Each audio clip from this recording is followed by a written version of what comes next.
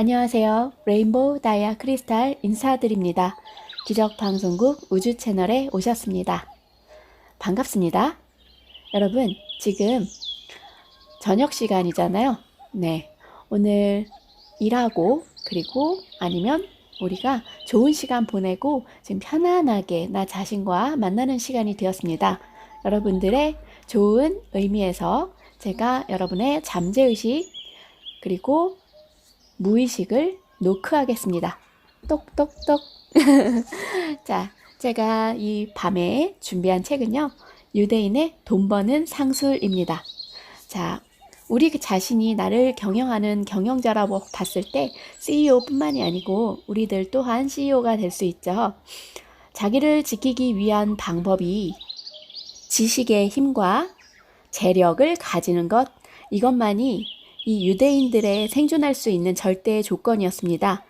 그래서 유대인들이 생존과 민족의 존속을 그들의 가치 추구의 이대 명예로 삼아왔고 꾸준히 추구해 왔습니다. 자, 비즈니스란 절대로 돈벌이만 목적이 아니죠. 민족이 살아남기 위한 처절한 싸움이자 그들이 추구하는 신념의 마력이라고 할 수 있습니다. 돈벌이 자체는 선이라 합니다. 지금 자본주의의 우리 유대민족이 챔피언으로 발돋움하게 된 이유가 여기에 있습니다. 자, 요거 들으시면서 우리 잠재의식으로 여행을 가볼까 합니다. 여러분 감사합니다. 19세기 중엽 영국에서 하층 계급의 생활을 하고 있던 유대인 일가가 살고 있었다. 이 일가는 동유럽의 포그롬, 유대인 학살을 피해 이곳으로 옮겨왔다. 부부는 항상 손수레에 잡화를 싣고 다니며 행상으로 생계를 꾸려갔다. 그들에겐 슬라에 11명의 자녀가 있었는데 그중 11번째 아들이 머리가 매우 비상하고 항상 활력이 넘쳤다. 그러나 학교 성적이 너무 나빴고 다른 학교로 전학시켜도 늘 성적이 밑바닥에서 헤어나지 못했다. 그렇다고 결코 그 아이의 머리가 나쁜 것은 아니었으며 단지 그가 학교의 수업 방식에 적용하지 못했기 때문이었다. 이와 비슷한 예로 아인슈타인의 경우를 들 수 있는데 그도 역시 유대인이었다. 천재의 대명사처럼 되어 있는 아인슈타인도 학교에서는 늘 낙제점에 가까운 점수를 받았다. 아마도 그는 틀에 박힌 학교의 규칙에 적응하지 못한 학생 중에 하나였을 것이다. 만약 아인슈타인이 평범하고 성실한 학생이었다면 나중에 그처럼 크게 성공하지는 못했을 것이다. 아인슈타인이 초등학교 1학년 때 일이었다. 이 아이가 장래에 성공한다는 것은 절대 있을 수 없는 일이다. 그의 성적표에 초등학교 1학년 때 담임 여교사는 이렇게 적었습니다.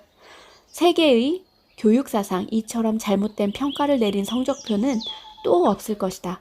이 에피소드는 고정화된 관념으로는 결코 대성할 수 없다는 것을 말해주고 있다. 그러면 이렇게 얘기해주고 싶죠. 그게 과연 진실인가? 증명할 수 있을 정도로 확실한가? 그 아이가 고등학교를 졸업했을 때 아버지는 아들에게 선물을 주었다. 유대인들은 예부터 한 시기를 매듭질 때마다 반드시 선물을 하는 관습이 있었다. 그 선물은 아시아로 가는 배의 3등실, 편도 승선권 한 장이었다. 그때 아버지는 아들에게 두 가지 조건을 붙였다. 하나는 금요일의 안식일이 시작되기 전에 반드시 어머니에게 편지를 쓰라는 것이었다. 그것은 아내를 안심시키기 위한 조치였다. 두 번째 조건은 10명의 형제 자매가 있으므로 집안 살림에 도움이 될 만한 일을 여행 중에 생각해 보기 바란다는 것이었다. 이 아들은 18살의 나이로 런던에서 혼자 배를 타고 인도, 말레이시아, 싱가포르를 거쳐 극동으로 출발했다.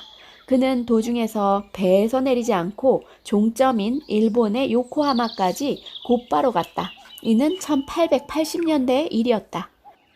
이때 그의 주머니 속에 5파운드 이외에는 아무것도 없었다. 물론 일본에는 아는 사람이 전혀 없었으므로 기거할 방도 있을 리 없었다. 또 당시 일본에 살고 있던 외국인들은 요코하마, 도쿄 등지에 겨우 수백 명뿐이었다. 그는 이름 모를 어느 해안의 판잣집에서 며칠을 보냈다. 그 판잣집은 텅 비어 있었으므로 그를 시비할 사람은 없었다. 거기에서 그는 이제까지 한 번도 본 적이 없는 이상한 모습을 발견하였다. 일본인 어부들이 해변가에서 열심히 모래를 파고 있던 것이었다. 한참 동안 눈여겨보았더니 그들은 모래 속에서 조개를 캐고 있었다.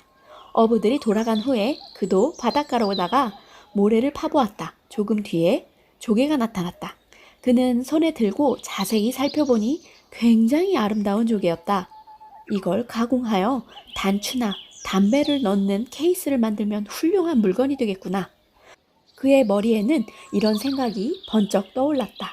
그래서 그는 열심히 조개를 줍기 시작했다. 손짓 발짓. 일본인 어부들과도 의사를 통해 의식주를 해결했다. 마침내 그가 조개를 가공해서 아버지에게 보내면 아버지는 그것을 손수레에 싣고 런던 거리로 팔러나갔다. 이때 런던에서 동양에 대한 관심이 매우 높았으므로 동양에서 가져온 신비한 조갑이라면 날개 돋친 듯이 팔려나갔다. 얼마 후에 아버지는 손수레 장사를 걷어치우고 조그마한 가게를 얻을 수 있게 되었다. 조가비를 미천으로 한 장사는 나날이 번창해갔다. 이때 일본에 있는 그의 아들 또한 얼마간의 돈을 저축할 수 있었다. 이 청년의 이름은 마커스 사무엘, 헤브라이 이름으로는 모르데카였다. 그 무렵 온 세계의 비즈니스맨 사이에서 가장 큰 화제거리는 석유였다. 때마침 영국에서 내연기관이 발명되어 석유의 수요가 나날이 급증해가고 있었다. 왠지 석유값이, 오일값이 막 올라갈 것 같은데요. 조갑이 장사로 크게 성공한 사무엘은 이 석유 채굴에 눈을 돌려 1만 파운드를 자본금으로 계획을 세우기 시작했다.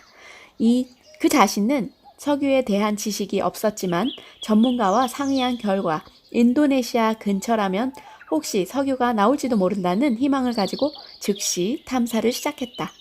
그 육감이 들어맞았던지 아니면 행운이었는지 어쨌든 탐사 계획은 성공해 마침내 석유를 채굴할 수 있게 되었다.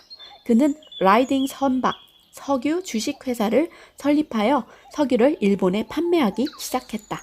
그 무렵 일본에서는 석유로 난방을 하기도 하고 혹은 조명을 밝히는 등 혁명적인 온갖 일이 일어났다. 그래서 사무엘은 석유 장사로 또다시 대성공을 이루었다. 하지만 석유를 인도네시아에서 일본까지 어떻게 운반할 것인지가 가장 큰 골칫거리였다. 처음에는 9리터짜리 깡통에 담아 운반했는데 원유를 운반하면 선박이 더러워지므로 청소하는 일이 고역이었다. 그리고 화재가 발생할 위험도 크다는 이유 때문에 선박 회사에서는 원유 운반을 꺼려했고 설령 운반을 해주더라도 그 비용이 엄청나게 비쌌다. 사무엘은 오랜 연구 끝에 세계 최초로 유조선을 고안해냈다. 그리고 그는 세계에서 첫 번째로 유조선의 선주가 되었다. 그는 자기 유조선마다 일본 해안에서 캐냈던 조개의 이름을 붙였다. 이 일에 대해서 그는 이렇게 기록하고 있다. 나는 가난한 유대인 청년으로서 일본의 어느 해안에서 혼자 조개를 캤던 그 과거를 결코 잊지 못한다. 그 덕분에 오늘날 백만장자가 될 수 있었다. 그런데 그의 석유 사업이 성공하면 할수록 영국 사회에서는 유대인이 석유 업계를 석권하고 있는 데 반해 반발이 몹시 강해졌다. 그리하여 마침내 회사를 팔지 않을 수 없는 상황에까지 이르렀다. 당시 영국은 세계 최대의 해군을 보유하고 있었는데 그 함대의 사무엘이 석유를 공급하고 있었기 때문이다. 사무엘은 회사를 팔면서 몇 가지 조건을 그들에게 내세웠다. 그 하나는 비록 소수 주주라 할지라도 반드시 유대인이 간부로 있을 것, 그리고 회사가 존속하는 한 조개의 이름을 상표로 할 것. 사무엘은 조개로 항상 자신의 과거를 기념하고 싶었기 때문이다. 이 조개 마크를 붙인 석유 회사가 바로 지금 세계 어느 곳에나 볼 수 있는 쉘 석유 회사인 것이다. 탈무드에는 다음과 같은 말이 있다. 보트에 노를 저어 앞으로 나가기 위해서는 보트의 뒤를 보고 앉아야만 한다. 오직 전진하기 위해서는 과거가 소중하다는 것을 일깨워 주는 말이다. 자, 사무엘은 이 탈무드적 발상을 몸소 실천한 인물이었다. 네, 오늘 우리 사무엘 이분을 통해서 과거는 내가 잊어야 할 것이 아니고 과거는 잊지 못할 나의 소중한 보물이 아닐까 합니다. 여러분, 결정하기 어려운 그런 일이 있다면 잠재의식 속으로 나의 소중한 그 무언가를 생각하세요.